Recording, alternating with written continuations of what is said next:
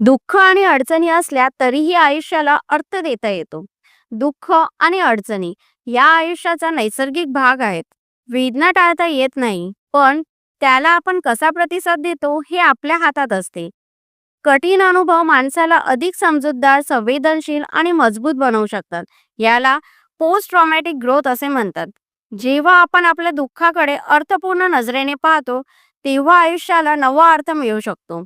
उदाहरणार्थ, एखाद्या अपयशातून शिकलेला धडा पुढच्या निर्णयात उपयोगी पडतो.